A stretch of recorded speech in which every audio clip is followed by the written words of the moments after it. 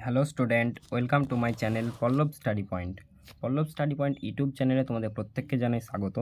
আজকে আমরা আবার একটি নতুন ভিডিও নিয়ে এসে গেছি। আজকে আমাদের আলোচনার বিষয় হচ্ছে ক্লাস 10 বা দশম শ্রেণীর জীবনবিজ্ঞানের 4 নম্বর চ্যাপ্টার অভিব্যক্তি ও অভিযোজন থেকে কিছু গুরুত্বপূর্ণ 5 মার্ক এবং 2 মার্কের প্রশ্নগুলো নিয়ে, যেগুলো তোমাদের মাধ্যমিক 2025 এবং সেকেন্ড ইউনিট টেস্ট পরীক্ষার জন্য খুবই গুরুত্বপূর্ণ। তো চলো শুরু করা যাক। তো তোমরা অবশ্যই খাতা এবং পেন নিয়ে বসে পড়বে, প্রশ্নগুলো ভালোভাবে সুন্দর করে নোট করবে। তো চলো, প্রথমে আমরা 5 মার্কের প্রশ্নগুলো তোমাদের সামনে আলোচনা করব। টোটাল আমাদের 5 মার্কের 6টা কোয়েশ্চেন রয়েছে, যেগুলো তোমরা অবশ্যই রেডি করে নেবে। তো প্রথম যে 5 মার্কের প্রশ্নটা রয়েছে সেটা হচ্ছে, জৈব অভিব্যক্তি বা অভিব্যক্তি কাকে বলে? অভিব্যক্তি বা বিবর্তনের মুখ্য ঘটনাগুলি পর্যায়চিত্রের মাধ্যমে দেখাও। 2 নম্বর প্রশ্ন রয়েছে, জৈব অভিব্যক্তি সম্পর্কিত ল্যামার্কের মতবাদটি সংক্ষেপে বর্ণনা করো। এই মতবাদের সপক্ষে দুটি উদাহরণ দাও। 3 নম্বর প্রশ্ন রয়েছে, যেটা ডারউইনের মতবাদ বা প্রাকৃতিক নির্বাচন মতবাদ অনুসারে কিভাবে একটি নতুন প্রজাতির সৃষ্টি হয় তা উদাহরণের সাহায্যে ব্যাখ্যা করো। অথবা যে প্রশ্নটি লেখা আছে, ডারউইনবাদ বা প্রাকৃতিক নির্বাচনবাদ তত্ত্বের মূল প্রতিপাদ্য বিষয়গুলি আলোচনা করো। অর্থাৎ তোমাদের কি ডারউইনের যে মতবাদ অভিব্যক্তি সম্পর্কিত সেই মতবাদটিকে উল্লেখ করতে হবে, বিভিন্ন যে পয়েন্টগুলো রয়েছে সেগুলো সহ। এবার 4 নম্বর যে প্রশ্ন রয়েছে, যেটা একটু বেশি ইম্পর্টেন্ট, ঘোড়ার জীবাশ্ম কীভাবে অভিব্যক্তির সপক্ষে প্রমাণ হিসেবে কাজ করে তা বুঝিয়ে দাও। তো এখানে তোমরা কী লিখবে, ওই যে বিভিন্ন যুগে বিভিন্ন ঘোড়ার যে জীবাশ্মগুলো পাওয়া গেছে, সেই জীবাশ্ম যে চেঞ্জ বা পরিবর্তন, সেই পরিবর্তনগুলি আমাদের এখানে কি উল্লেখ করতে হবে। এবার 5 নম্বর প্রশ্ন রয়েছে, বিভিন্ন শ্রেণীর মেরুদণ্ডী প্রাণীদের হৃৎপিণ্ডের তুলনামূলক অঙ্গসংস্থান কীভাবে অভিব্যক্তির সপক্ষে প্রমাণ হিসেবে কাজ করে। এর সঙ্গে আছে ভেনাস হৃৎপিণ্ড কাকে বলে। অর্থাৎ প্রথমে কি যে হৃৎপিণ্ডে যে তুলনামূলক অঙ্গসংস্থান সেটাকে ব্যাখ্যা করবে, তারপর অ্যাটাচড কোশ্চেন কী রয়েছে, ভেনাস হৃৎপিণ্ড কী। এবার অথবা যে কোশ্চেনটি লেখা আছে, হৃৎপিণ্ডের তুলনামূলক গঠনের সাহায্যে প্রমাণ করো সকল মেরুদণ্ডী প্রাণীর পূর্বপুরুষ অভিন্ন। অর্থাৎ কি পৃথিবীর সমস্ত মেরুদণ্ডী প্রাণী কি একই পূর্বপুরুষ থেকে উৎপত্তি হয়েছে, যেটা আমাদের কিসের মাধ্যমে ব্যাখ্যা করতে বলেছে, হৃৎপিণ্ডের মাধ্যমে বা তুলনামূলক হৃৎপিণ্ডের যে গঠন, সেই তুলনামূলক হৃৎপিণ্ডের গঠনের মাধ্যমে ব্যাখ্যা করতে বলেছে। তাহলে 6 নম্বর প্রশ্ন, অর্থাৎ 5 মার্কের আমার লাস্ট কোয়েশ্চেন যেটা রয়েছে সেটা কি, সংক্ষেপে মেরুদণ্ডী প্রাণীর তুলনামূলক ভ্রূণতত্ত্বগত প্রমাণটি যে বিবর্তনে সহায়তা করে তা উল্লেখ করো। বিজ্ঞানী হেগেলের বায়োজেনেটিক সূত্রটি উল্লেখ করো। অর্থাৎ যে ভ্রূণঘটিত যে প্রমাণ আমাদের অভিব্যক্তি সম্পর্কিত, সেই অভিব্যক্তি সম্পর্কিত ভ্রূণঘটিত প্রমাণটাকে লিখতে হবে, এবং তার পাশাপাশি বিজ্ঞানী হেগেল যে সূত্রটি আমাদের দিয়েছিলেন সেই সূত্রটিকে উপস্থাপন করতে হবে। তো এই কোশ্চেনগুলোকে তোমরা খুব ভালোভাবে রেডি করবে। এরপরে আমি 2 মার্কের প্রশ্নগুলো নিয়ে তোমাদের সামনে দেখাচ্ছি। তো দেখো, 2 মার্কের যেগুলো প্রশ্ন রয়েছে সেগুলো নিয়ে তোমরা খুব ভালোভাবে তো পড়বেই। প্রথম যে প্রশ্ন রয়েছে সেটা কি, হট ডাইলুট স্যুপ বা গরম তরল ঝোল কাকে বলে, যেটা তোমরা ক্লাস 9 থেকে পড়ছো। কোয়া সার্ভেট কাকে বলে, কোয়া সার্ভেটকে কোষের অগ্রদূত বলা হয় কেন। 4 নম্বর রয়েছে, মিলার ও উরের পরীক্ষায় ব্যবহৃত বিক্রিয়কগুলির এবং উৎপন্ন জৈব যৌগের নাম লেখো। তোমরা দেখতে পাবে যেখানে লেখা রয়েছে যে ইএমই 17 এবং 24, মানে এই কোশ্চেনটা মাধ্যমিক এক্সামে 17 এবং 24 সালে এসেছে, অর্থাৎ 24 সাল বলতে এই বছরই এসেছে।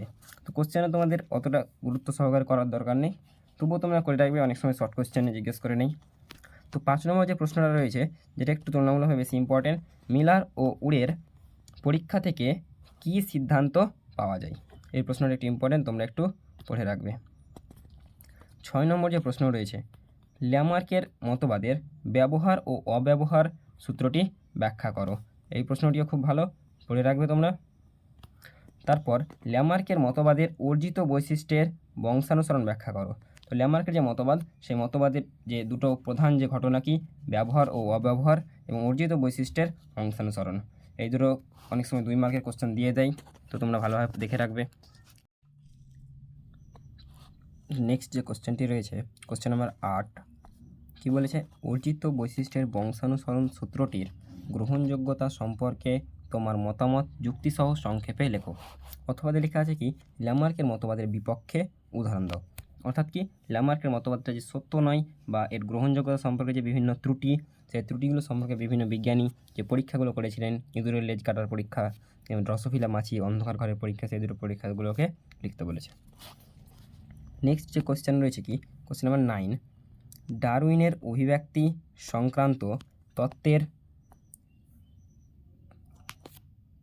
মধ্যে কী বলছিল যে ডারউইনের অভিব্যক্তি সংক্রান্ত তত্ত্বের মধ্যে অত্যাধিক হারে বংশবৃদ্ধি এবং বিষয়টি নিয়ে আলোচনা করো। জীবের একটি সহজাত বৈশিষ্ট্য হলো অত্যাধিক হারে বংশবৃদ্ধি করা।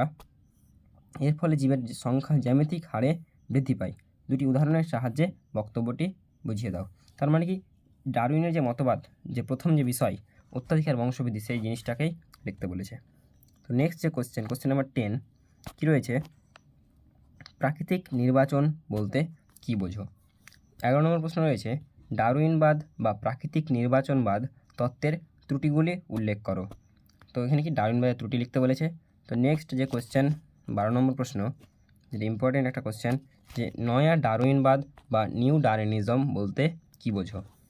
কোশ্চেন নাম্বার 13, জিরাফের গলা লম্বা হওয়ার ক্ষেত্রে ডারউইন ও ল্যামার্কের মতবাদ ব্যাখ্যা করো। তো কি জিরাফের গলা যে লম্বা হয়েছে এ সম্পর্কিত ল্যামার্ক এবং ডারউইন উভয়েরই মতবাদ আমাদেরকে লিখতে হবে। 14 নম্বর প্রশ্ন, জীবন্ত জীবাশ্ম কি উদাহরণ দাও। 15 নম্বর প্রশ্ন, ঘোড়ার বিবর্তনের ইতিহাসে 4টি প্রধান জীবাশ্ম পূর্বপুরুষের নাম সময়ের পর্যায়ক্রমে সাজিয়ে লেখো। তার মানে কি এখানে ঘোড়ার যে বিবর্তন, সেই বিবর্তনের প্রথম যে 4টা রয়েছে সে প্রথম 4টাকে যুগের সঙ্গে লিখতে হবে আমাদেরকে। এবার 16 নম্বর প্রশ্ন, ঘোড়ার বিবর্তনে 4টি গুরুত্বপূর্ণ বৈশিষ্ট্য লেখো যা পরিবর্তিত হয়েছে। তার মানে কি ঘোড়ার যে বিবর্তনে যে পরিবর্তনগুলি, যে উচ্চতার পরিবর্তন, দাঁতের পরিবর্তন বা তাদের যে শারীরবৃত্তিক অন্যান্য আরও যে পরিবর্তনগুলি ছিল সেগুলো তোমাদের যে কোনো 4টা লিখতে হবে। কোশ্চেন নাম্বার 17 কী রয়েছে, মিসিং লিঙ্ক বা হৃদযোজক কাকে বলে উদাহরণ দাও। তারপরে কোশ্চেন নাম্বার 18, আর্কিওপটেরিক্সের পক্ষী ও সরীসৃপের বৈশিষ্ট্য লেখো। তো তোমরা জানো যে আর্কিওপটেরিক্স কি, আর্কিওপটেরিক্স হলো এক ধরনের যে হৃদযোজক বা মিসিং লিঙ্ক, যার মধ্যে কি পক্ষী এবং সরীসৃপ উভয়েরই বৈশিষ্ট্য বর্তমান ছিল, যেখান থেকে আমরা কি বুঝতে পারি যে অভিব্যক্তি বা বিবর্তন তার একটা যে প্রমাণ আমরা পেতে পারি। তো এখানে ওটাই বলেছে যে ওই আর্কিওপটেরিক্সের পক্ষী ও সরীসৃপের বৈশিষ্ট্য দুটোকে লিখতে বলেছে। কোশ্চেন নাম্বার 19, জৈব বিবর্তনে আর্কিওপটেরিক্সের গুরুত্ব লেখো। কোশ্চেন নাম্বার 20, উদাহরণসহ সমসংস্থ ও সমবৃত্তি অঙ্গ ব্যাখ্যা করো। এই প্রশ্নটা তোমরা একটু ভালোভাবে দেখে রাখবে, কারণ অনেক সময় উদাহরণগুলো আসে বা 1 মার্কের প্রশ্ন চলে আসে। তো কোশ্চেন নাম্বার 21, যে অন্তর্গঠনগত বৈশিষ্ট্যের ভিত্তিতে পাখির ডানা ও তিমির ফ্লিপারকে সমসংস্থ অঙ্গ বলে বিবেচনা করা হয় তা উল্লেখ করো। তার মানে আমরা কেন তিমির ফ্লিপার এবং পাখির ডানাকে সমসংস্থ অঙ্গ বলছি তার কারণটা আমাদের লিখতে বলেছে। কোশ্চেন নাম্বার 22, নিষ্ক্রিয় বা লুপ্তপ্রায় অঙ্গ বলতে কী বোঝো। তারপরে যেটা রয়েছে পর্ষদ নমুনা, তোমরা ভালোভাবে দেখে রাখবে তবুও প্রশ্নটা। তারপরে কোশ্চেন নাম্বার 22 কী রয়েছে, প্রাণীদেহে লুপ্তপ্রায় অঙ্গের উপস্থিতির তাৎপর্য ব্যাখ্যা করো, অথবা বিভিন্ন জীবের নিষ্ক্রিয় অঙ্গের উপস্থিতি কিভাবে জৈব অভিব্যক্তির সপক্ষে প্রমাণ হিসেবে কাজ করে। অর্থাৎ কি নিষ্ক্রিয় অঙ্গ যে অভিব্যক্তি যে একটা প্রমাণ, সেই প্রমাণটা আমাদের ব্যাখ্যা করতে বলেছে। কোশ্চেন নাম্বার 23, কি অধিকাংশ মেরুদণ্ডী প্রাণীদের